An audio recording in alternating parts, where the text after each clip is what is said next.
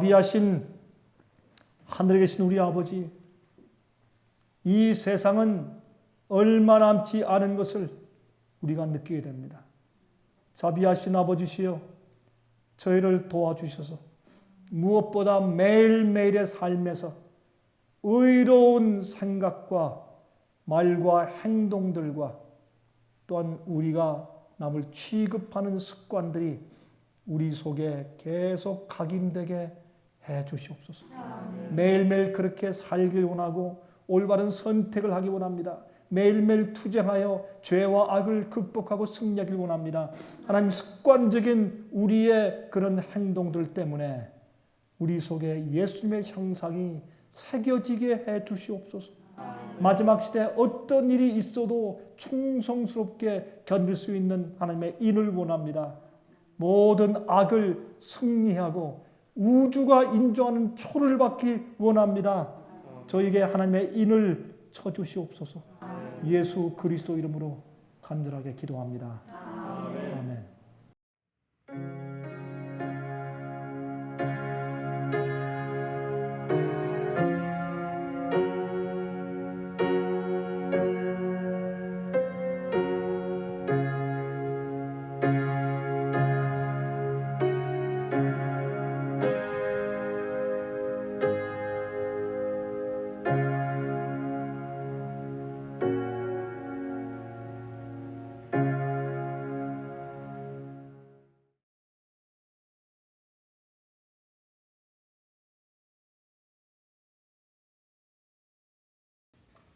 여러분, 믿는 사람들의 기도가 사실 우리가 퍼센테이지로 다 따져본다면 이 세상에 관한 일들로 기도하는 내용이 아마 5% 되겠습니까? 여러분들 짐작에 어떻겠습니까? 우리 그리스도인들이 기도할 때 기도하는 내용이 이 세상에 관한 일들로 기도하는 내용이 훨씬 더 많지 않겠습니까? 훨씬 더 많을 정도가 아니고 아마 대부분 거의 다겠죠. 이 세상의 고통을 피할 수 있게 해주십시오라고 하는 기도가 많겠고, 또 우리 아이들이 이번에 대학 갑니다, 하나님 좀 도와주십시오 하는 기도가 많겠고, 또 우리가 사업을 다시 시작했습니다, 하나님 축복해 주십시오 그런 기도. 또 이번에 참 승진할 기회가 생겼는데 하나님 좀 도와주십시오, 그렇게 하는 기도. 근데 참 이상해요. 승진할 기회가 생겼는데 승진이 안 되면 말하기를, 하나님께서 내 인내를 시험하시고 또 주님의 시간대, 적당한 때 인도하시기 위해서 주님께서 계획하시는 것이라고 이제 이렇게 위로하고, 또 승진했으면 주님께서 크게 축복하셨다고 잔치를 합니다. 그래서 하나님의 뜻과 주님의 응답과는 전혀 관계없이 꿈보다 해몽이 훨씬 좋습니다, 우리의 기도에 있어서. 그렇죠? 그것이 우리 인간의 기도하는 그 내용들의 아마 퍼센테이지라고 우리가 달릴 수가 있겠습니다. 제가 말씀드리는 것은 다시 말해서 하나님의 일과 하나님의 계획, 또 다른 영혼들의 구원, 그런 것을 위한 기도의 내용은 너무나 적습니다, 우리의 기대 생활 가운데서. 하늘에서 뜻이 이룬 것처럼 이 땅에서도 이루어지길 바랍니다 하는 그런 기도의 내용이 사실 우리가 우리의 기도를 가만히 이렇게 분석해 보면 너무나 작은 것입니다. 어떤 한 제 친구가 저한테 그런 얘기를 했습니다. 강 목사, 난 교회 가서 앉아서 그 조용한 가운데 그 비즈니스를 구상하면 얼마나 비즈니스 구상이 잘 되는지 모르겠다고, 비즈니스를 구상하는 그 장소가 교회가 최고라고 얘기를 해요. 저한테 그렇게 얘기를 하더라고요. 저한테 웃으면서. 그 조용한데 또 저기 뭐 오케스트라 반주가 나오고 또 찬양대 좋은 음악이 나올 때 가만히 이렇게 눈을 감고서 내가 이번 주에 어떻게 장사를 할까 하고 이제 그렇게 구상하면 기가 막히게 돼야죠. 그 이 아이디어가 떠오르는 게. 근데 문제는 그런 사람들뿐만 아니고 많은 그리스도인들이 자기 속에 있는 자기의 세상을 사는 자기의 뜻을 성취하기 위해서 하나님께 명상하고 기도하는 그러한 이유리 하나님의 뜻을 자기 생활과 세상에서 이루기 위해서 기도하는 이유보다 훨씬 많다는 것입니다. 이것은 보통 문제가 아닙니다.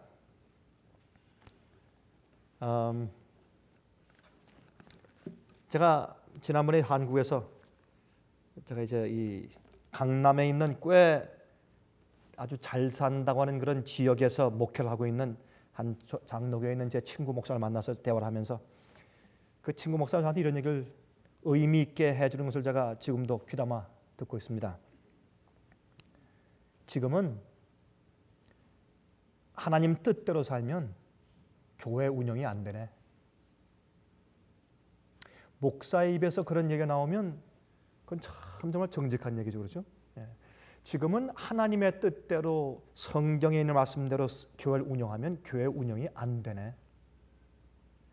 그러니까 아예 목회를 그만두고 다른 일을 하든지 아니면 오늘날 교회가 교회를 성장시키는 방식대로 따라가서 인기 얻든지 둘 중에 하나세. 그런 일을 저에게 아주 심각하게 해주는 것을 제가 들었습니다. 여러분 마태복음 16장을 좀 펴서 보시겠습니까? 마태복음 16장 13절부터 있는 말씀을 좀 펴서 보시겠습니다. 마태복음 16장 13절부터 28절까지 있는 말씀을 읽겠습니다. 좀 긴 말씀이지만 우리가 하면 좀 잘 생각하면서 좀 씹어가면서 이 말씀을 좀 읽었으면 좋겠습니다.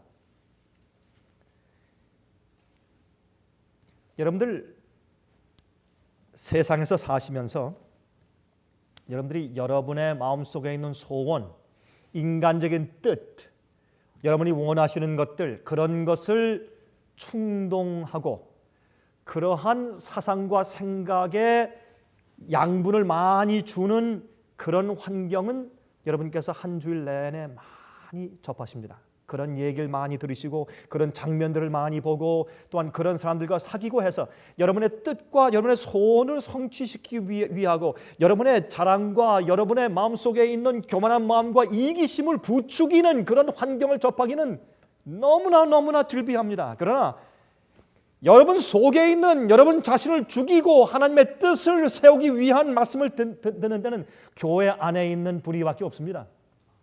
그러므로 오늘 여러분들 우리가 각오하고 예수님께서 우리 속에서 나 말고 하나님을 높이는 말씀으로 나를 십자가에 못 박도록 이 시간 허용하십니다. 그것이 우리가 주님의 종전 앞에 모인 목적이 아니겠습니까? 그것 없이 우리가 주의 앞에 와서 무엇 때문에 기도하고 찬송을 부르겠습니까?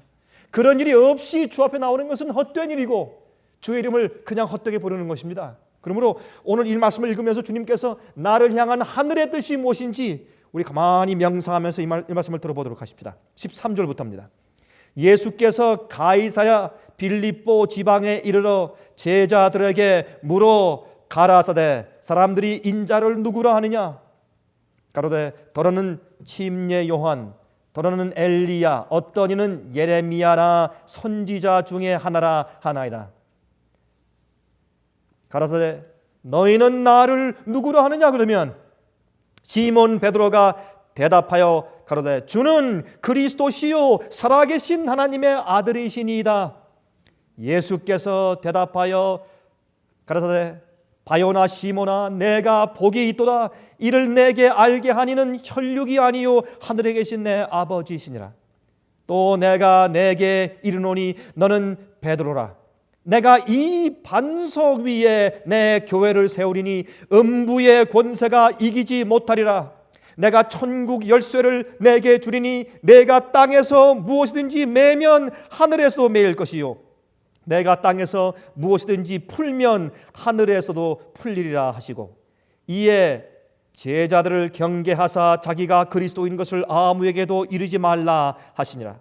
이때로부터 예수께서 예수 그리스도께서 자기가 예루살렘에 올라가 장로들과 제사장들과 서기관들에게 많은 고난을 받고 죽임을 당하고 제3일에 살아나야 할 것을 제자들에게 비로소 가르치시니 베드로가 예수를 붙들고 간하여 가로되 주여 그리하지 마옵소서 이 일이 결코 주에게 미치지 아니하리이다.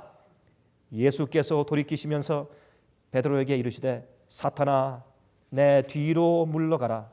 너는 나를 넘어지게 하는 자로다. 내가 하나님의 일을 생각지 아니하고 도리어 사람의 일을 생각하는도다 하시고 이에 예수께서 제자들에게 이르시되 아무든지 나를 따라오려거든 자기를 부인하고 자기 십자가를 지고 나를 쫓을 것이니라. 누구든지 제 목숨을 구원하고자 하면 잃을 것이요 누구든지 나를 위하여 제 목숨을 잃으면 찾으리라. 사람이 만일 온 천하를 얻고도 제 목숨을 잃으면 무엇이 유익하리요 사람이 무엇을 주고 제 목숨을 바꾸겠느냐. 인자가 아버지의 영광으로 그 천사들과 함께 오리니 그때에 각 사람의 행한 대로 갚으리라 하셨습니다.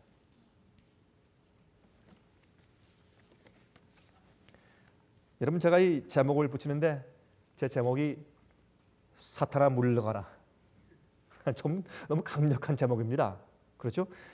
사람들에게 귀에 좀 듣기 좋은 설교를 하기 위해서는 이런 제목을 붙이면 안 됩니다. 하지만 이 제목이 이야기하듯이 우리 속에 있는 마귀의 대변인들을 좀 물리쳐야 할 것입니다. 예수님께서 이 말씀하실 때 베드로를 향해서 그 말씀하셨습니다. 이건 참 심각한 얘기입니다. 그렇죠? 우리 속에 베드로가 있는지 없는지 좀 살펴보게 되길 바랍니다. 여러분 예수께서 이 말씀을 하신 가이사랴 빌립보 지방은 어떤 지방인가 하면 갈릴리에 있는 지방으로서 그 갈릴리 지방 가운데서도 이방인 신들의 이방신 숭배와 이교인 숭배가 가장 널리 번성했던 그런 지역이었습니다. 이 로마 군인들이 놀러 오는 장소였기 때문에 그 당시 예를 들어서 리조트는 리조트 그러니까 한국말로 뭐라고 해야 됩니까? 휴양지. 그래서 그 당시 휴양지 정도의 그런 지방이었기 때문에 많은 이 로마 군인들이 이 배를 띄우고 여인들과 함께 술 마시기 위해서 오는 장소였고 또 많은 이방인들이 와서 살고 있는 이 잡족들이 많이 살고 있는 곳이었습니다. 그래서 그 사람들이 이방 신전들을 세우고 이방신을 섬기는 우상 숭배가 아주 성했던 곳입니다. 예수님께서 그곳으로 그 12제자를 데리고 가셨던 이유가 있습니다. 그것은 그러한 모습을 보면서 그 12제자가 마음 가운데 참 내가 저들에게 어떻게 참 예수 참 구세주를 그들에게 알릴 수 있겠는가 하는 마음의 영혼들을 보고 특별히 이방인들을 보고 크게 마음 가운데 부담을 느끼게 하는 기회가 되게 하기 위해서 죄인들을 향해서 불쌍히 여기는 그런 마음을 갖도록 하기 위해서 예수님께서 그들을 거기에 데려가신 겁니다. 데려가셔서 이제 예수님께서 그들에게 이제 말씀하시는데 메시아의 사명이 무엇인가 하는 것을 그들에게 알려주시기 위해서 지금 말씀하시는 것입니다. 그런데 지금까지 예수님의 생애를 통해서 유대인들이 예수님을 메시아로 인정하는 일에 실패했습니다. 여러분 아시죠? 특별히 그 갈릴리 위기엔 말이죠. 요한복음 6장을 읽어보면 거기 갈릴리 위기 때 예수님께서 5천 명에게 이제 물고기 2마리와 보리떡 5개 가지고 예수님께서 기적을 베풀어서 다 이제 먹이셨죠.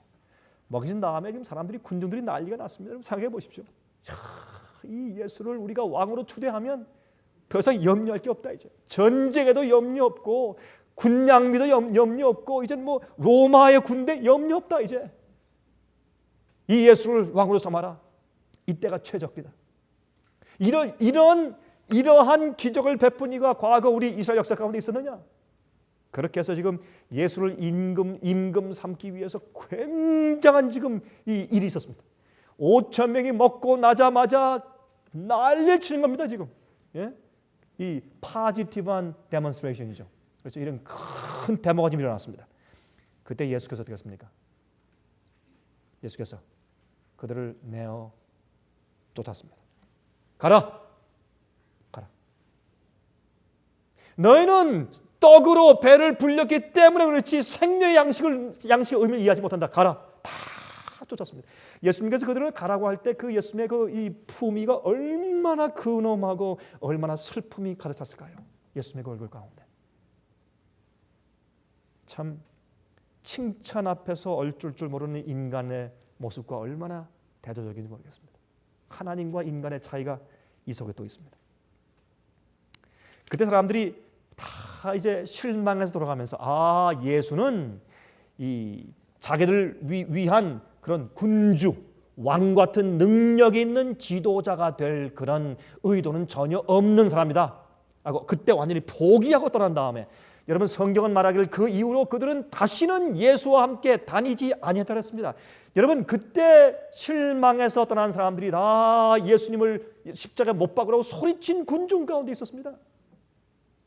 한때는 예수를 따랐던 사람들입니다. 예수의 음성을 듣고 그의 말씀을 좋아했던 사람들입니다. 그러나 예수님께서 행하시는 예수님의 계획과 뜻과 삶이 자기들의 인간적이고 세속적인 의도와 욕심을 충족해 주지 않을 것이라는 것을 이해했을 때 예수를 버렸습니다.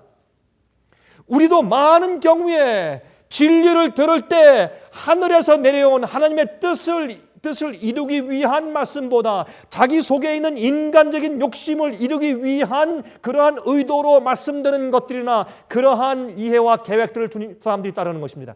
이러한 역사가 옛날이나 지금이나 똑같이 반복되어 있는 것을 우리가 보는 것입니다. 여러분 그렇지 않습니까?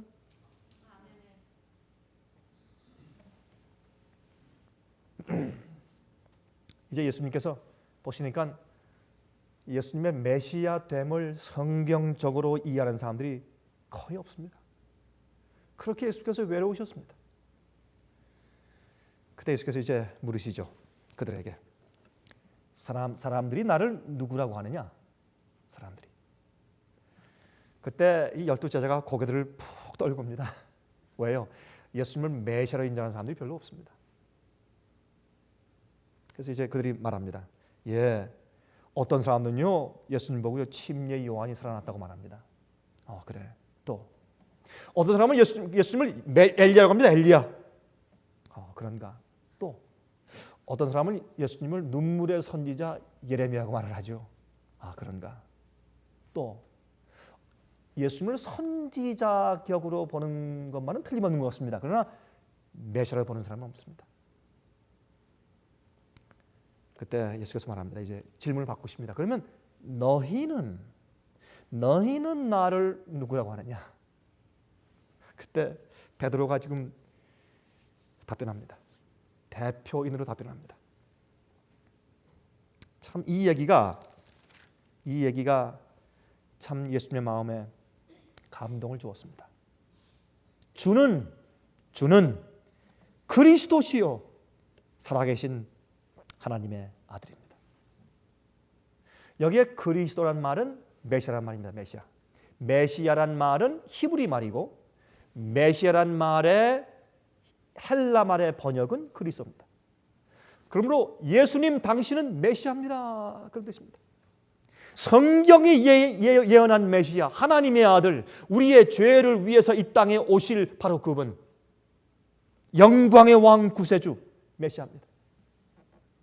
그러나 거기까지만 이해했지 십자가의 죄를 위해서 희생하시고 돌아가실 고난의 메시아로 그들이 이해하지 못합니다. 거기에 문제가 있었습니다. 그때 예수님께서 말씀하기를 베드로야 너에게 이것을 알게 한 것은 혈육이 아니라 하나님 아버지께서 성령으로 너에게 알게 하셨다. 이것은 성령의 은혜와 감화로만 아는 것이지 그저 인간의 욕심 가지고 알 수가 없다. 참 고맙다. 그렇지만 아직까지 베드로와 지금 나머지 11 제자들의 마음 가운데 메시아의 사명을 전적으로 이해하는 그런 심정이 부족했습니다. 그때 성경을 보면 예수님께서 내가 이 반석 위에 교회를 세우리라. 그때 음부의 권세가 이기지 못할 것이라고 했습니다. 이 반석은 베드로를 말하는 것이 아닙니다. 여러분 로만 가톨릭 교회는 바로 이것을 해석하기를 이 반석은 베드로를 가리켜서 이 반석 위에 교회를 세운다. 그래서 그 베드로를 계승하는 것이 포브의 계승이기 때문에 그래서 교회의 이 이 교황권의 권위 위에 교회를 세웠다고 하는 그런 성경 해석을 합니다만, 그러나 여기에 이 반석할 때 이 반석은 베드로가 아닙니다. 베드로는 페트라.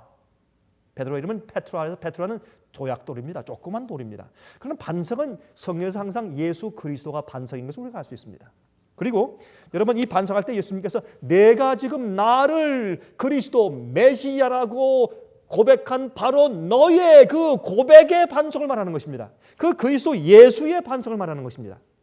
그건 베드로 자신의 위에 세웠은 것이 아니죠. 여러분, 이렇게 베드로 이 반석 위에 하신 다음에 얼마 조금 이후에 사탄아 내 뒤로 물러가라 했지 않습니까? 베드로를 향해서. 그럴 수가 있습니까? 그렇죠? 그러므로 베드로를 말하는 것이 아닌 것을 알 수 있습니다. 우리 또 한 가지 이해하는 것은 베드로전서 2장 3절부터 5절을 보면 이렇게 말씀했습니다. 베드로 자신이 말씀했어요. 너희가 주의 인자하심을 맛보았으면 그리하라. 사람에게는 버림바가 되었으나 하나님께는 택하심을 입은 보배로운 산돌이신 예수에게 나와서 너희도 산돌같이 신령한 집으로 세워지고 그랬습니다. 그러므로 그도 말하기를 반석, 산돌이신 예수 위에 우리가 교회를 세운다 말을 했기 때문에 예수께서 말씀하신 이 바위 위에 이 반석 위에 하는 그 반석은 예수님 자신이지 베드로가 아닌 것을 베드로 자신도 베드로 전서에서 말씀했다고 말입니다. 그때 말이죠. 참 이때 예수님께서 21절에 보면 이때로부터 그랬습니다. 이때로부터 그들이 남들이 다 예수님을 이제 버립니다. 왜?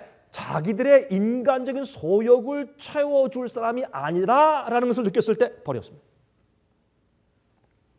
만약에 오늘날 그리스도인들에게 하나님께서 정말 이 땅에서 그리스도인들이 살아야 할 일이 무엇이며 하나님께서 그들 생에 무엇을 해 주실 것이다 라는 하나님의 참뜻을 계시해서 진짜로 보여주신다면 정말 그래도 계속 교회 나오면서 예수님께 경배하고 예배할 자들이 몇 명 될까 저기 의심이 갑니다. 여러분, 왜 사람들이 예수님을 믿고 따를까요? 왜 사람들이 그리스도인이 되려고 할까요? 그 이유가 어디에 있겠습니까? 많은 사람들이 물론 자기의 죄의 용서와 구원을 위해서 그렇게 하는 것도 사실입니다. 그러나 거기에도 하나님에 대한 사랑의 감사보다 나의 구원과 나의 영생에 대한 소원이 훨씬 더 많은 것이 사실입니다. 그렇게 출발은 해도 나중에 그것이 어떻게 성화되어야 하느냐 하면 하나님의 뜻을 이루기 위해서 내가 십자가에 못 박히는 정도까지 나아가는 그런 그리스도인 생활로 성화되어야 합니다. 그게 예수의 삶이거든요.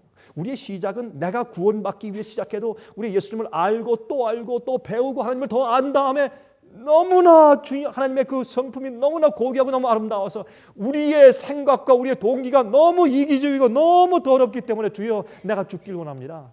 나는 예수님의 마음을 담기 원합니다. 내게 예수의 마음을 주십시오. 그렇게 점점 우리의 마음이 승화되면서 하나님의 뜻을 이루기 위한 삶이 우리 생활 가운데 이루어져야 되는 것입니다. 근데 예수님께서 이제 베드로와 또 11 제자들 마음 가운데 드디어 남들이 예수님을 다 버려도 그래도 그들은 예수님께서 성경 말씀에 의해서 예언된 메시아다라는 그런 마음 가운데 확신되는 것을 보자 예수께서 말씀하기를 이때로부터 예수님께서 그들에게 무엇을 가르치십니까?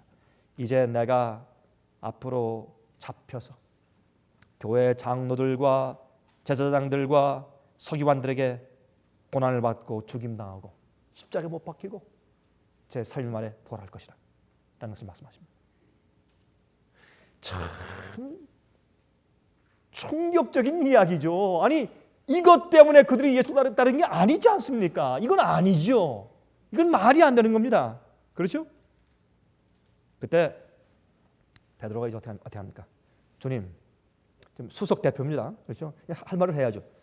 예수님, 저 잠깐 봅시다. Can I see you for a second? 이겁니다. 영어로. 예수님 팔을 딱 붙잡고서 저쪽으로 좀 예수님을 좀 데려갔습니다. 지금 그 모습이에요.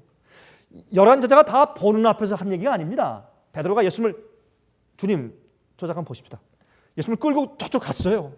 그러면 11 제자가 여기서 모여서 지금 무슨 말 특별히 무슨 의논 좀 하겠지 하고 11 사람들이 모여서 지금 자기끼리 지금 대화하고 있는 중입니다. 그때 베드로가 예수님을 끌고 저쪽으로 가서 저 구통에 가서 이렇게 말하는 겁니다. 주님 지금 농담하신 거죠?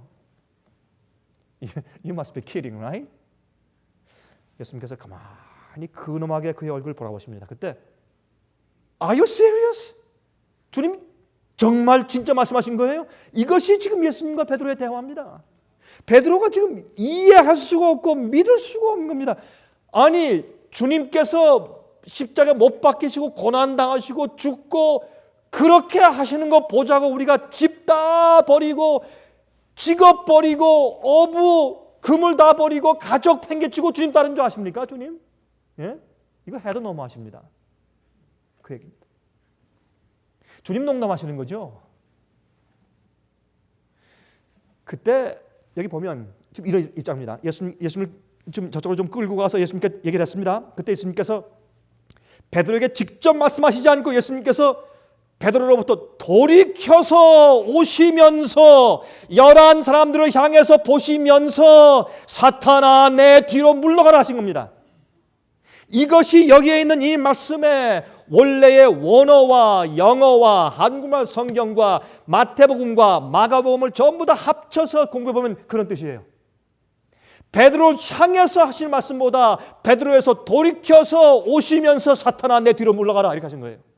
이건 무슨 말이냐면 베드로의 마음을 부추기고 있는 마귀를 향해서 하신 말씀이에요. 지금 이 당시에 베드로가 마귀의 마음을 대변하는 마귀의 대변인의 역할을 하고 있는 것입니다. 그것이 마우스피스예요. 여러분 선지자가 뭡니까? 선지자를 여러분 사무엘상에 보시면 옛날에 선자를 선견자라 해서 선견자는 옛날에 있는 그 히브리 말을 영어로 단어로 그대로 번역하면 마우스피스 뭡니까? 마우스피스는 어떤 나팔을 불 때 여러분 이 트럼펫을 불 때 그 꼭지 있죠? 이렇게 부는 꼭지. 그게 마우스피스예요. 그걸 대서 불면 소리가 나와요. 트럼펫 소리가 나와요. 다시 말해서 선지자는 하나님의 거룩한 영감의 말씀을 주님의 말씀의 뜻을 주님 하나님의 뜻을 받아서 그대로 대변해 주는 대변자입니다. 그러므로 지금 요 당시에는 바로 요 시점엔 베드로가 마귀의 선지자가 된 거예요, 지금. 그러므로 지금 예수님께서는 마귀와 베드로 사이를 끊어 놓으셔야 합니다. 그래서 돌이켜서 마귀를 향해서 사탄아 내 뒤로 물러가라. 왜 너는 내 제자 베드로와 나 사이에 이간질을 하느냐? 이렇게 하는 것입니다. 여러분 마가복음 8장을 좀 보시겠습니까? 마가복음 8장 32절과 33절 좀 보시기 바랍니다. 마가복음 8장 32절과 33절 보세요. 31절부터 보실까요? 똑같은 장면입니다. 똑같은 장면인데 31절부터 보세요. 인자가 많은 고난을 받고 장로들과 대제사장들과 서기관들에게 버림받아 죽임을 당하고 사흘 만에 살아나야 할 것을 비로소 저에게 가르치시니 드러내놓고 이 말씀을 하시니 베드로가 예수를 붙들고 간암해. 그럼 예수님을 잠깐 끌고 가서 주님 저 좀 봅시다 라고 와서 지금 예수님께 절대 그런 일이 일어나지 않게 되길 바라면서 주님 절대 그렇게 되지 않길 바랍니다 라고 지금 말했을 때 33절 예수께서 돌이키사 그랬죠? 누구에서? 베드로에게 돌이키사 제자들을 보시며 베드로를 꾸짖어 가라사대 사탄아 내 뒤로 물러가라 내가 하나님의 일을 생각지 아니하고 도리어 사람의 일을 생각하는도다 하시고 그랬습니다. 다시 말해서 베드로를 향해서 이제 그거 대변하고 계시다가 그에게 돌이키셔서 제자들을 보시면서 사탄아 물러가라 했습니다. 근데 성경은 베드로를 꾸짖었습니다. 이 당시에는 베드로가 사탄과 하나가 되어 있습니다. 어떨 때? 사탄의 생각을 가지고 그 말을 또 어떻게 사람의 생각을 가지고 하나님의 뜻을 대적하고 있습니다. 그게 뭡니까? 성경에서 말하는 적그리스도의 정신입니다. 하나님의 뜻을 인간의 생각과 소욕을 가지고 바꾸거나 대적하는 것이 적그리스도의 생각입니다. 여러분 그런 일이 우리 마음 가운데 많습니다. 거듭나지 못한 자들은 다 마귀의 종들입니다. 그들의 소원과 그들의 마음의 생각과 인간의 뜻을 가지고 하나님의 뜻을 매일 그르치고 살고 있기 때문에 그렇게 하도록 남에게 종용하고 남들을 푸시하고 남을 장려하고 그렇게 살도록 남들을 촉구하는 삶을 살지 않습니까? 그러므로 거듭나지 않은 자들은 다 마귀의 종들입니다. 몰라서 그렇지. 믿는 자들도 자주 자기가 하나님의 뜻을 받지 아니하고 그들을 따르려고 자기를 굴복하지 아니하고 자기의 뜻을 하나님의 말씀을 볼 때 그렇구나 내가 잘못했습니다 주님 라고 굴복하지 않을 땐 우리가 마귀의 종으로 자처하는 것입니다. 이것을 인정하면 우리가 매일 살면서 주 앞에 내 의지와 내 자신을 주 앞에 굴복하는 것이 얼마나 중요하다는 것을 우리가 깨닫게 됩니다.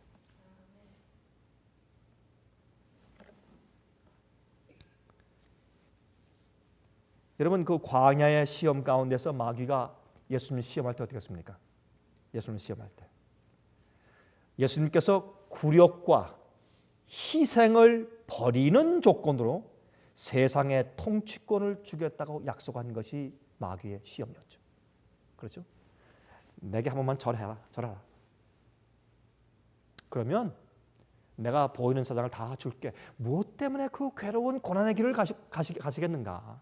무엇 때문에 십자가를 꼭 질 필요가 뭐 있는가? 좀 쉽게 하시오. 메시아 되는 건 내가 인정하지요. 그냥 좀 쉽게 합시다. 쉽게. 절 한 번만 하십시오.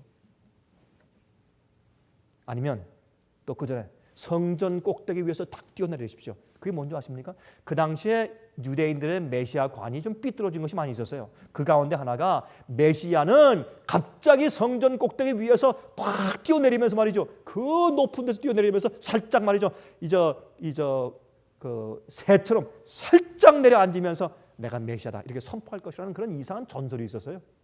그러니까 그들이 이제 절기 때 와서 수십만 명이 모여 있을 때 예수님께서 살짝 뛰어내려서 내가 메시아야 하면 어렵지 않게 다 인정받고 다 끝날 텐데 무엇 때문에 고통당하고 핍박당하고 오해받고 매를 맞고 가시관 쓰고 십자가 못 박히고 그건 뭐 그런 일을 하십니까? 쉽게 합시다. 그게 예수님의 시험 아니었습니까? 우리 솔직히 물어보십시다. 여러분 손 드실 필요 없고 마음속에 답변하십시오. 솔직하게. 여러분 생각 가운데서 그러한 시험이 몇 번 있었습니까? 한 번 있었습니까? 10번 있었습니까? 100번 있었습니까? 수천 번, 만 번 있었죠. 그렇죠? 그 수천 번, 수만 번의 마귀의 시험 속에서 여러분들이 우리 십자가를 지고 우리 자신 부인하고 주님을 따르기로 했던 적이 몇 번입니까? 여러분 기도 가운데서 몇 번입니까? 참, 이 보통 심각한 일이 아닙니다.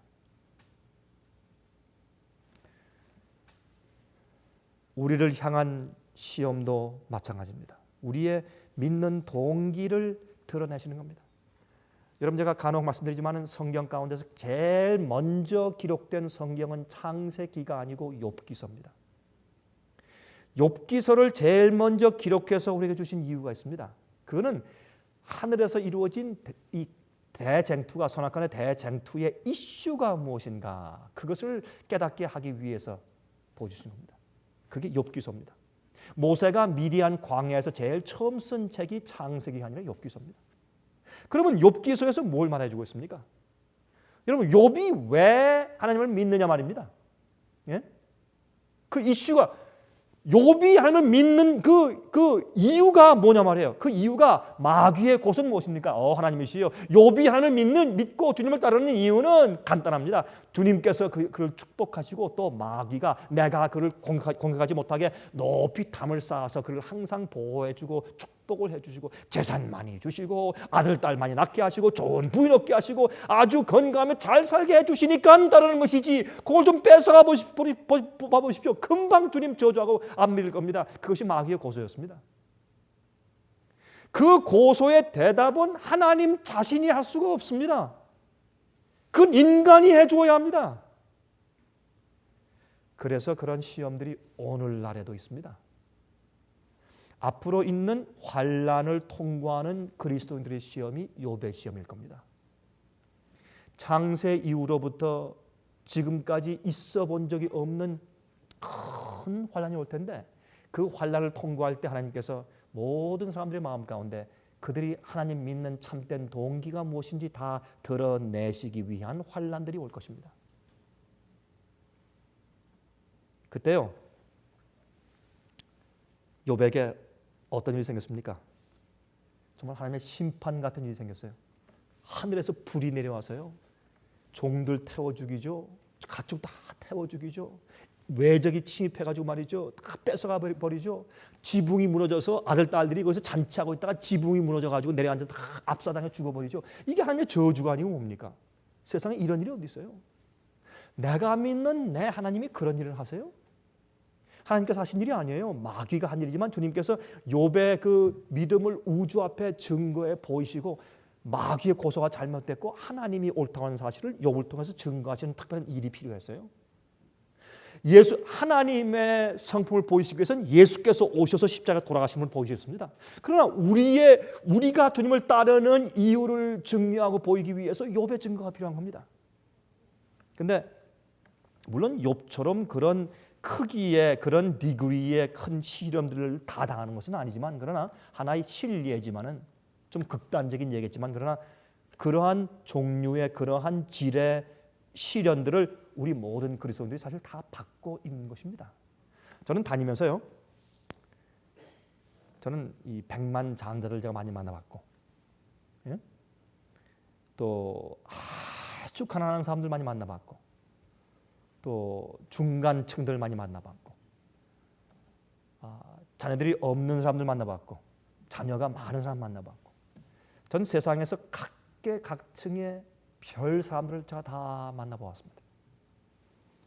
근데 그러는 가운데서 한 가지 공통적인 공통 분모가 있는 것을 발견했는데, 그것은 이 세상에 살고 있는 어느 누구도 자기가 져야 할 십자가가 없는 사람은 제가 못 봤습니다. 아직도 한 번도 못 봤습니다. 자기가 져야 할 십자가 없는 분이 있으면 지금 한번 손 들어보시겠어요? 솔직히 손 들어보세요. 없는 분, 없은 분이 혹시 제가 모르는 사람이 있을지도 모르니까 한번 손 들어보십시오. 여기도 안 계시네요. 자기가 져야 할 십자가 없는 사람이 이 세상에 한 명도 없어요. 참 이상하죠. 한 명도 없습니다. 근데 그 정도가 아닙니다. 하나님께서 정말 우리 속에 주님을 내가 왜 믿는가 하는 것을 아시기 위해서는 앞으로 어려운 일이 생길 것입니다. 예수께서 말씀하기를 사탄아 내 뒤로 물러가라. 왜? 너는 나를 넘어지게 하는 자다. 지금 베드로가 예수님의 제자 주님을 따르는 사람이지만 뭐래요? 하나님의 뜻을 어그러지게 하고 예수님을 넘어지게 발을 거는 자예요. 여러분, 남들을 유혹해서 넘어지게 하는 사람들은 알코올 중독자가 아니에요. 담배 피고 술 먹고 마음대로 도둑질하는 사람들이 아니에요. 그 사람들은 보고 그 사람들 보고 좋아하고 나도 저렇게 해야 되겠다라고 따라할 사람들 아무도 없어요. 그건 다 알아요. 믿지 않은 사람들도 알고 이방인들도 알아요, 그것을. 그러므로 그것이 사실은 마귀의 대변자들이 아니고 깨끗하게 옷을 입고 넥타이 매고 머리 깨끗하게 빗고 교회에 나오는 사람들이에요. 그 사람들이 마귀의 대변자들이에요. 그러면서 진리대로 살지 않습니다.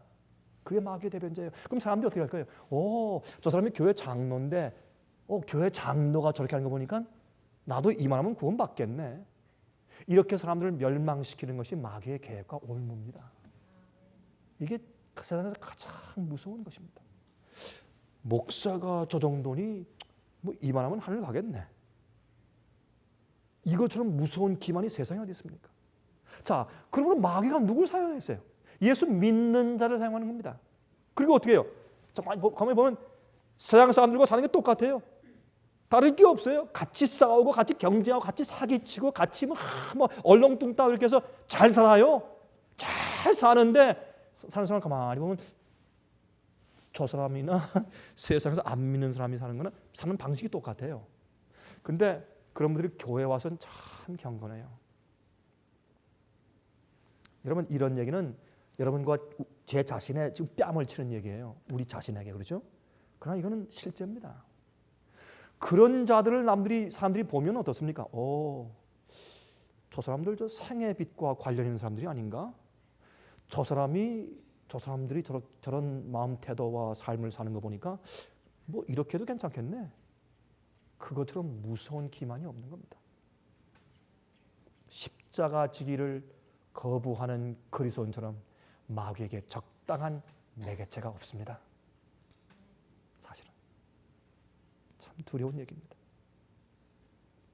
그러므로 하나님께서 우리에게 고통이 있게 하시는 이유가 있습니다.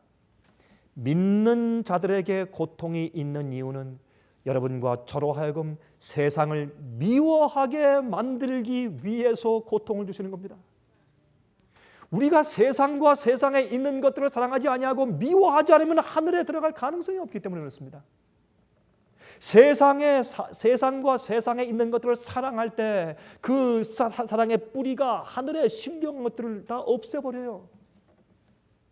그래서 하나님께서 우리 세상에 믿는 자들도 악인들과 똑같이 고통을 당하게 하시는 겁니다. 주님의 섭리와 은혜입니다. 주님의 섭리와 은혜입니다. 그때 그 얘기를 듣고 나서 12 제자들이 크게 근심했습니다. 제가 한 가지 묻겠습니다. 12 제자들이, 아니 11제자죠. 유다는 이미 예수를 팔러 갔습니까? 겟세마네 동산에서 11 제자들이 예수님께서 기도하실 때 그들이 잤습니다. 그렇죠? 왜 잤습니까? 잔 이유가 우리 좀 OX 해봅시다. 피곤해서요? 피곤해서 O입니까? X입니까? 아니 왜 대답이 없으세요? Yes입니까? 너무 피곤해서 잠들었죠, 그렇죠? 그 말 맞습니까? 예? X입니다, 여러분. X. 여러분 성경을 똑바로 읽으셔야 돼요. 성경 그렇게 말하지 않아요. 그들이 피곤해서 잠들었다고 말하지 않습니다. 보세요. 그게 우리가 성경을 읽을 때 우리가 그렇게 자꾸 생각해서 읽는 것이죠. 그렇죠? 보십시다. 누가복음 22장 보세요. 누가복음 22장 45절 46절 보세요. 누가복음 22장 45절 45절 보십시다. 45절만. 44절부터 보십시다. 예수께서 힘써 애써 더욱 간절히 기도하시니 땀이 땅에 떨어지는 핏방울 같이 되더라. 기도 후에 일어나 제자들에게 가서 무엇을 인하여? 슬픔을 인하여 잠든 것을 보시고. 이게 무슨 말이에요? 예수님께서 지금 가이사랴 빌립보 지방에서 우리한테 말씀하시기를 어떻게 해요?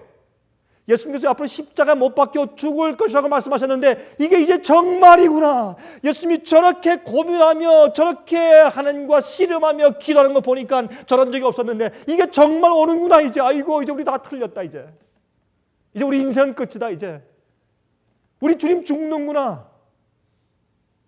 우리가 메시아의 사명을 오해했구나. 그거 아닙니까?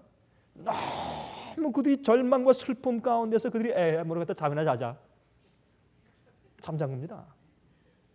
그게 슬픔 가운데 잠잔 거예요. 여러분 진리를 똑바로 이해하지 못하고 예수님을 따르는 제자됨의 길이 무엇인지를 똑바로 이해하지 못하는 사람들은 앞으로 환난 오면 다 잠잡니다. 견딜 수가 없어요. 예수님께서 그 전에 여러 번 설명했어요. 그러나 막상 그것이 왔을 때 그들이 견딜 수가 없었어요. 그냥 잤어요. 그들의 이 정신력 가지고 그것을 감당할 수가 없습니다. 오늘날 많은 그리스도인들이 앞으로 환난이 올 때 감당할 수 없어서 전부 타협하고 잠자버릴 것입니다. 그게 얼마나 가슴 아프고 슬픈 일인지 몰라요. 그러나 사실입니다. 오늘날 성경에 그런 말씀이 여기 기록되어 있는 것은 이 마지막 시대에 살고 있는 여러분과 저를 위해서 기록되어 있는 것입니다. 베드로의 이야기가 왜 기록되어 있느냐 말입니다. 여러분과 저를 위해서. 여러분 그래서 예수님께서 말씀하기를 너희가 사람들 앞에서 내 말을 부끄러워하면 내가 하늘에서 너희를 부끄러워할 것이야. 너희가 사람들 앞에서 내 말을 부끄러워하지 아니하면 내가 천천만만 천사의 영광으로 올 때 너희가 행한 대로 내가 갚아줄게. 여러분과 저의 그리스도인 생활의 보상은 예수께서 여러분과 저의 그리스도를 따르는 생애의 보상은 예수께서 오실 때 있습니다. 이 세상에 있는 것이 아닙니다. 부지런하게 살고 일하면 악인에게도 축복이 있고 의인에게도 축복이 있어요. 그건 똑같습니다. 예수를 믿는다고 악인들에게는 축복이 없고 의인만 축복해 주면 그건 말이 안 됩니다. 그것은 부정직한 것이에요. 하나님은 그런 분이 아닙니다. 공부를 열심히 하면은 악인이나 주님 믿는 사람이나 믿지 않는 사람이나 똑같이 점수가 잘 나옵니다. 그게 이 세상에서 주님께서 축복하시는 주님의 법칙입니다. 주님께서 악인과 의인에게 똑같이 비를 주시고 햇빛을 주시는 것입니다. 그게 인과 보응의 법칙이에요.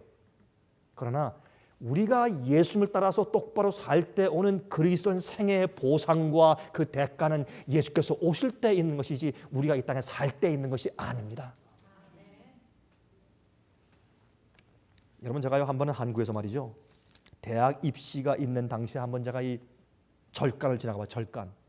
여러분, 저기 강남에 가면 보은사라고 하는 큰 절이 있어요. 그게 이제 무역센터에 있는 그 코엑스 빌딩 바로 앞에 있으니까 뭐 아주 번화한 그런 이 강남식 한복판에 있는 절간이죠. 그 절의 그 값이 어마어마한 값이죠. 그 땅값만 해도 굉장한 그 절이 거기 있어요. 여러분, 그 앞에 이제 대학 입시 때 앞에 지나가면 차가 지나갈 수가 없어요. 너무 차가 밀리고 사람들이 메어지기 때문에 거기 와서 이제 이 100배, 1000배 절한다고. 어떤 부모들은 와서 밤새도록 1000배 절을 해요. 내 아들, 딸 붙게 해달라고. 그럼 그거 하고 그리스도인들이 주님 앞에 기도하는 거하고 뭐가 차이가 있어요? 여러분이시여 잘 기억하십시오. 오늘날 그리스도인들이 하나님 믿는 게 아니에요. 자기를 믿어요. 하나님 믿는 하나님의 뜻대로 살려고 하는 것이 아니라 자기 뜻을 이루기 위해서 몸부림을 쳐요. 이것은 옛날 이방인들이 이방신에게 하나님의 신의 분노, 진노를 없애고 축복을 얻기 위해서 재물을 가지고 이방 신전 위에서 재물을 드리고 심지어는 자기 아기를 죽여서 불 위에 던져서 바치는 그런 예식한 정신과 똑같은 정신입니다. 그래서 성경은 타락한 교회를 바벨론이라고 부르는 겁니다. 바벨론. 혼잡하게 이교의 정신과 기독교의 정신이 짬뽕되어 있다고 말해요. 그게 바벨론이에요. 여러분, 이런 얘기는 참 하기 어려운 얘기지만 이게 사실입니다. 여러분, 이런 얘기를 하면 인기를 얻을 수가 없어요. 이런 얘기를 하면 그런 얘기를 가지고 이런 얘기를 설교하면 교회가 성장할 수가 없습니다.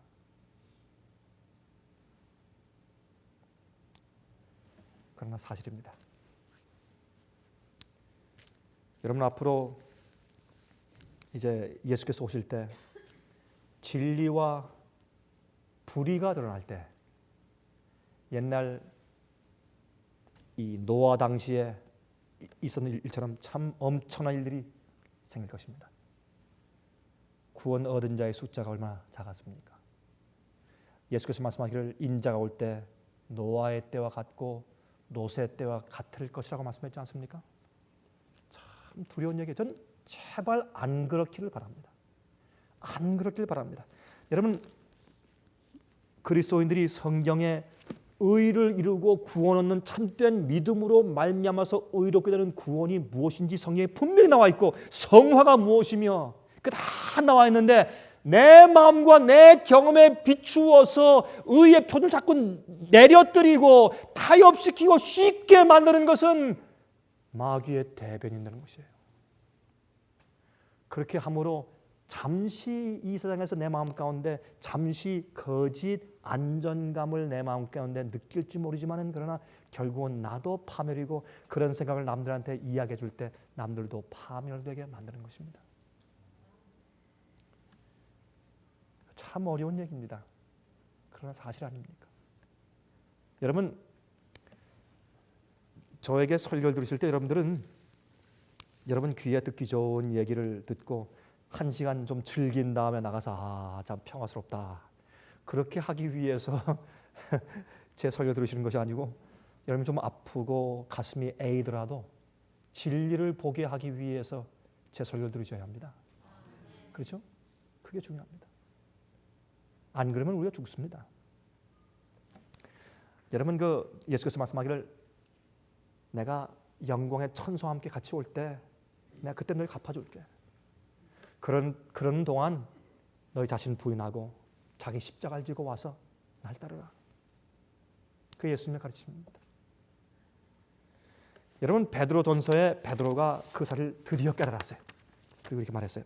베드로전서 4장 12절 13절에 말씀하기를 사랑하는 자들아 너희를 시련하려고 오는 불시험을 이상한 일 당하는 것 같이 이상히 여기지 말고 오직 너희가 그리스도의 고난에 참여하는 것으로 즐거워하라. 이는 그의 영광을 나타내실 때에 너희로 즐거워하고 기뻐하게 하려 함이라. 뭐라 그랬습니까? 너희가 이 땅에서 주님 위해서 고난당하나 염려하지 말라. 왜? 예수님께서 언제 영광으로 이 땅에 오실 때에 그때 너희로 즐거워하고 기뻐하게 하기 위해서 그랬습니다. 베드로가 깨달았습니다. 보상은 언제 있을 것이라고? 예수님의 재림 때 있을 것이라고 깨달았어요. 베드로가 깨달았습니다. 베드로는 이 땅 위에서 예수님을 메시아로 따르고 이제 추종하고 그를 높였기 때문에 자기가 좌의정 아니면 우의정 되는 것으로 착각했어요. 예수님 따르는 보상과 공로와 축복이 이 땅에서 자기의 충족히 이르러 올 것이라 생각했습니다. 그런 것이 아니었습니다. 그는 죽을 때 어떻게 내가 감히 내 주님과 함께 똑바로 십자가에 못 박히겠소? 안 됩니다. 나를 거꾸로 십자가에 못 박아달라고 사정했어요. 그때 십자가 못 박는 사람도 참 난감했을 거예요. 나는 십자가 못 박았지만 난 거꾸로 못 박은 적이 한 번도 없는데 이게 참 이상한 사람 다 봤다고 말이죠. 에? 아니 똑바로 십자가 못 박히는 것도 힘들 텐데 어떻게 거꾸로 말이죠. 그래서 상관한테 물었어요. 이거 어떻게 하면 좋겠습니까? 그 뭐 죽는 사람 손 한번 들어줘라. 그래서 거꾸로 십자가 못 박혔어요. 베드로가 거꾸로. 베드로는 예수님의 그 말씀을 이해했어요. 생활도 이해해서 이 그런 뜻이구나. 하늘의 씨알이 떨어져서 썩어서 죽지 아니하면 생명이 생기질 않아요. 여러분과 저는 다른 사람들의 영혼의 생명을 살리기 위해서 우리는 죽는 생활을 살아야 합니다. 내가 축복받고 내가 잘 살고 내가 편안하기 위해서 살면 다른 영혼이 내 주위에서 살지를 못해요. 사는 사람이 없어요. 남과 대치됐을 때 내가 죽어야 돼요. 그 사람의 평안을 위해서. 그 사람의 행복을 위해서 내가 불행을 택해야 돼요. 어떤 의미에서. 그 사람이 잘 되기 위해서 내가 경제적으로 망하는 것을 택해야 돼요. 그런 정신 가지고 살면 그리스도인들이 큰 비즈니스 하면서 경쟁해서 남을 쳐없애고 내가 올라가기 위한 그런 계획을 하기가 어려워요.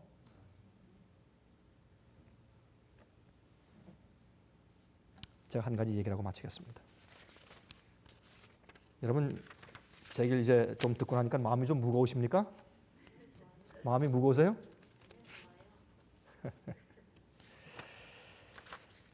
참 한 번은 말이죠. 저기 이 필라델피아 피츠버그죠. 피츠버그의 필라델피아의 아니 펜실베니아 주에 있는 피츠버그 시에 필라델피아가 아니고 펜실베니아 주에 있는 피츠버그 시에 말이죠. 솔로몬 앤 루번이라는 그러한 그 체인 백화점 상점이 있었습니다. 1900년도 초기에 꽤 잘 알려진 유태인이 운영하는 그런 아주 고급 백화점이었습니다. 거기에 둘째 아들이 있었는데 그 사장의 둘째 아들이 모리스 루번스였습니다. 모리스 루번. 이 사람은 큰 백화점 한 상점의 책임자로 지금 일하고 있었습니다. 자기 아버지가 사장이니까. 이제 자기 형은 총책임자고. 근데 그 비즈니스에서 말이죠. 한 고용인 가운데서 자기 백화점 가운데 한 고용인 가운데서 물품 구입 담당을 맡고 있는 한 부장의 생활을 보고 감동을 받았습니다. 근데 이 모리스 루번은 물론 유태인이죠. 유대인입니다. 유대교를 나오고 이제 신하고 공회장을 나가는 사람이었죠. 근데 너무 그 사람이 행복해요. 그래서 이제 이 모리스가 물었습니다. 자네는 태어날 때부터 해피하게 태어났는가? 그 물으니까 그때 그 사람 대답이 아닙니다. 사장님. 전 두 번째 태어날 때부터 해피하게 되었습니다. 그게 무슨 말인가? 제가 다시 중생에서 예수를 믿고 태어났을 때 제가 해피하게 태어났습니다. 그러면서 하는 얘기가 사실 저는 처음 첫 번째 태어났을 때는 사장님보다 훨씬 더 불행하게 태어났습니다. 그런데 제가 두 번째 태어났을 때 정말 해피하게 되었습니다. 그 얘기를 듣고 가만히 가만히 들으니까 깊은 감동이 생겼어요. 난 이거 돈이 많고 난 이 큰 갑부의 둘째 아들인데 난 행복하지 못한데 어떻게 저 친구는 저렇게 행복할까? 알고 보니까 그 사람이 교인이고 예수를 믿는 사람이에요. 그리고 성경을 봐요. 성경을. 그래서 나도 좀 성경을 좀 봐야 되겠다. 그래서 이제 집에 가서 성경을 펴서 성경을 읽는데 가만히 성경을 읽다 보니까 거의 이런 말씀이었어요. 나는 길이요 진리요 생명이니 나로 말미암지 않고는 아무도 아버지께로 올 자가 없느니라. 예수가 길이요 생명이라. 가만히 보니까 예수를 믿는 사람들 또 예수를 믿고서 교회를 시작한 초대교회 교인들 보니까 거의 다 유대인들이에요. 나는 이방인 줄 알았는데 유대인들이네. 성경을 보고 깨달았어요. 그렇구나. 베드로도 유대인이고 요한도 유대인이고 사도 바울도 유대인이었네. 나도 유대인인데 예수를 믿어도 괜찮구나 하는 마음을 갖게 됐어요. 그리고 가만히 보니까 거기 부자 법관 얘기가 나옵니다. 부자 법관 얘기가 무슨 얘기입니까? 부자 법관이 와서 예수님께 와서 말이죠. 내가 어떻게 하면 영생을 얻을 수 있겠습니까? 라고 말할 때 예수께서 계명을 지키라. 예수님 난 계명을 어릴 때부터 다 지켰습니다. 주님 또 없습니까? 뭐 할 거? 예수께서 그를 사랑하시면서 보시기를 너에게 오히려 한 가지 부족한 것이 있으니 내가 가지고 있는 것을 다 팔아 가난한 사람에게 주고 와서 나를 쫓으라. 여러분 이 얘기를 하니까 제가 미국 교회에서 제가 이 설교를 하니까 한 분이 아마 그분이 돈이 좀 있는 모양이에요. 저한테 돌아와서 하는 얘기가 패스터 康, 나는 항상 이 얘기를 들을 때마다 내 마음 가운데 궁금증이 있고 내 마음 가운데 불안감이 있는데 이게 옛날 예수님께서 부자 법관에게 말씀하실 때하고 지금하고 이 말씀의 그 내용이 그대로 적용됩니까? 라고 물어요. 제가 그랬어요. 그 사람 제가 똑바로 쳐다보면서 Yes, brother, yes. 그러니까 그 사람이 거의 충격받고 기절할 것 같아요. 제가 얼굴 보니까 막 얼굴이 빨개져요 아주. 제가 설명했어요. 그런데 형제에게 예수님께서 지금 다 팔아서 가난한 사람에게 주고 와서 날 쫓으라고 지금 말씀하지 않는 이유가 있다. 그거는 형제에게 있어서 당신이 가지는 재산이 하나님께 충성하고 주님을 신뢰하고 따라가지 못하게 막는 우상이 아니니까 그냥 내버려 두시고 주시는 것이지, 만약에 그것 때문에 당신이 주님의 계명을 지키지 않거나 주의 질대로 믿지 않거나 주님을 따르지 못하게 막는다면 주님께서 당장 그 똑같은 원칙을 지금 적용해서 너 돈 다 갖다 팔아서 가난한 사람 다 주고 와서 나 쫓아, 그렇게 당장 말씀하실 거다 그랬어요. 당장 말씀하실 것이다. 몇 분 남았습니까? 예, 시간이 조금 있어야 제가 이 얘기를 끝낼 수 있겠습니다. 그 얘기를 그래서 이제 이 사람이 모리스가 그 얘기를 듣고 나서 그 말씀을 읽고 나서 마음껏 깊이 감동받았습니다. 내가 하나님을 섬긴다고 하고 내가 공회당 다니지만 그러나 내 마음 가운데 사실 보니까 진짜로 내가 내 재물을 섬기는 것이지 하나님 섬기는 것이 아니다. 그걸 느끼게 되었어요. 그래서 내 마음 가운데 구원의 즐거움이 없구나. 그렇게 깨닫게 되었어요. 그런 유대인이지만은. 그래서 이제 형한테 갔습니다. 형님, 저 사표 내겠습니다. 사표 써서 냈습니다. Resignation. 너 정신 나갔어? 왜 그래? 저 앞으로 종교를 바꾸기로 했습니다. 종교? 그러니까 자유주의 유대교에서 보수주의 정통파 유대교로 바꾸겠다고. 좋아, 그건 좋아. 뭐 난 좀 자유주의지만 넌 그렇게 해라. 좋다. 그게 아닙니다. 그럼 무슨 종교? 기독교예요. 너 지금 정신 나갔지? 아닙니다. 너 아버지가 유대교에서 기독교인 되면 너를 완전히 제적시키고 유산도 절대 1푼도 남겨둘 수 없고 너 그거 다 알지? 압니다. 아무리 설득해도 이제 동생의 말을 안 듣는 겁니다. 형이 이렇게 말했어요. 좋다. 나는 아버지처럼 안 하겠다. 나는 너에게 그 당시 내가 100만 불 줄게. 큰 돈이었습니다. 100만 불 줄 테니까 가져가서 제발 여기 살지, 뉴욕 살지 말고, 아니 피츠버그 살지 말고 제발 저 몬타나 주저 시골에 저 시골 도망가서 큰 별장 짓고 가서 너 혼자 예수 잘 믿고 잘 살아봐라. 그럼 우리 가까이 절대 오지 마라. 평생 오지 마라. 창피하다 우리 가문이. 가라. 그때 하는 얘기가 아닙니다, 형님. 전 예수를 믿을 것이고 또 한 가지 주님께서 제 마음 가운데 부담을 주신 것은 이곳에 있는 내 형제들, 내 유대인들에게 예수님이 참 메시아고 구세주인 것을 알게 하라고 내게 말씀하셨습니다. 난 그 일을 해야 합니다. 그게 내 사명입니다. 내가 태어난 이유입니다. 너 정신 나갔구나. 경찰을 불렀어요. 붙잡아서 감옥에 쳐넣었어요. 이유가 뭡니까? 정신병자. 정신병자라 와서 형을 지금 막 협박했다 그 말이에요. 정신병자라 와서 협박했다. 그래서 감옥에 집어넣었어요.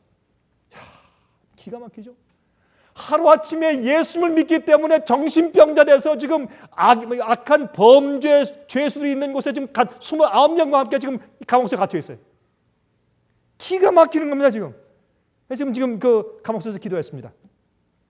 하나님이시여, 내가 주님을 믿는 그 이유 때문에, 내가 주님께서 십자가를 지고 따라오고 했기 때문에 내가 십자가 지고 따라왔더니 이 결과가 이것입니까? 내가 정신병자로 지금 감옥에 갇혀 있습니다.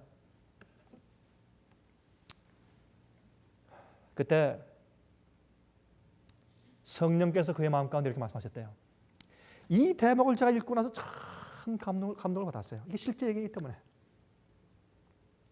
저는 설교할 때, 이야기할 때 실제 있었던 얘기 아니면 별로 잘 안 합니다. 거의 다 전 99% 실제 있었던 얘기만 하길 원합니다. 꾸민 이야기 아니니까. 이때 성령께서 말씀하기를 이렇게 말씀했습니다. 예수님의 음성이 들렸습니다. 모리스야, 나만 홀로 십자가를 져야 하고 너에겐 아무 상관이 없단 말이냐?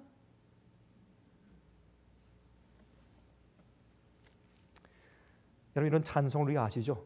그렇죠?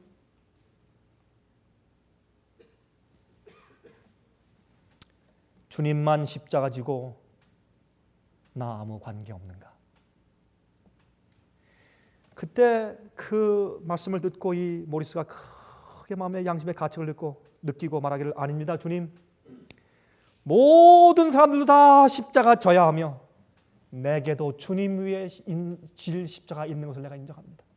주님, 날 용서해 주십시오 라고 그 받는 고난을 겪기로 그는 결심을 했습니다. 그 후부터 그는 남들 위해서 기도하기 시작했습니다. 6주 후에 재판이 시작됐습니다. 판사가 질문했습니다. 왜 이 사람이 끌려왔는가? 정신병자입니다. 왜 정신병자입니까? 자꾸 이상한 음성을 듣는다고 합니다. 그때 이제 증인대에 올라가서 이 모리스가 말했습니다. 예, 사실입니다. 그러나 사도 바울도 성경에 보니까 그가 음성을 들었습니다. 아무 옆에 있는 사람들이 다 음성 못 들을 때 그만 들었다고 했습니다. 그러면 사도 바울이 정신병자였습니까? 왜 사람들이 사도 바울의 말씀을 듣고 기독교인 되었습니까? 그때 판사가 당신 말이 옳소, 무죄 땅땅 내보냈어요. 그래서 무죄가 돼서 나왔어요. 나오라니까 이제 거지죠. 이제 또 자기 부인과 아들도 다 버리고 가버렸습니다. 난 당신 같은 사람과 살 수가 없어. 당신 같은 사람과 살면 이제 앞으로 희망이 없으니까 이게 버리고 갔습니다. 그래서 그는 그러나 항거하지 않았습니다. 형에게 손 내밀었을 때 형이 손을 쳐버리고 가버렸습니다. 아내도 거절하고 아들도 가버리고. 그는 고생을 많이 하면서 이제 빛을 보기 위해서 조그만 교회를 세워서 전도하기 시작했습니다. 얼마 후에 그의 전도 집회에 그 한참 설교하고 있는데 문이 열리면서 한 여인과 한 아이가 들어오는데 보니까 자기 아들과 자기 부인이에요. 그래서 이제 설교하면서 맨 마지막에 거기 있는 유대인들에게, 여러분들이시여, 내가 성경을 읽어보니까 예수가 유대인이었고 그분이 메시아였습니다. 지금 우리는 자꾸 메시아를 기다리지만 아닙니다. 예수님 메시아였습니다. 그때 자기 아내가 자기 아들과 함께 예수를 믿기로 결심하고 그리스도인이 되었습니다. 근데 그 다음에 더 큰 십자가가 왔어요. 여보, 우리도 당신과 함께 예수를 믿겠는데 그러나 제발 당신이 가지고 있던 옛날 잡을 다시 좀 가지기로 돌아가 주십시오. 그러면 같이 살겠습니다. 이게 더 힘든 것이었어요. 그렇죠? 더 힘든 시험이에요. 그때 모리스가, 여보, 미안하오. 내가 당신을 정말 사랑하지만 내가 위에 살아야 될 것은 당신의 뜻보다 하나님의 뜻이 먼저요. 미안하오. 그때 이 부인과 아들이 또 나갔습니다. 그렇게 이제 출애굽을 했는데 애굽으로 돌아가자는 그런 음성을 들었을 때 더 힘들었다고 했습니다. 그러나 한 2년 이후에 그 부인과 아들이 돌아옵니다. 그리고 늙고 죽을 때까지 그 부인은 남편을 도와주는 훌륭한 목사 부인 되었습니다. 혹시 우리의 생애 가운데 그런 해피 엔딩이 없을지도 모릅니다. 그러나 하나님께서 여러분에게 오늘 말씀하시는 말씀 가운데서 여러분과 제가 오늘 지고 따라가야 할 십자가가 무엇입니까? 그것을 막고 방해하는 마귀의 생각이 무엇입니까? 그것을 향해서 여러분과 제가 말해야 합니다. 사탄아, 물러가라. 물러가라. 너는 사람의 일을 생각하고 나를 넘어지게 하는 자로다. 이렇게 하는 사람들이 참 그리스도인입니다. 이렇게 말할 수 있는 용기가 있게 되시기를 간절하게 바랍니다.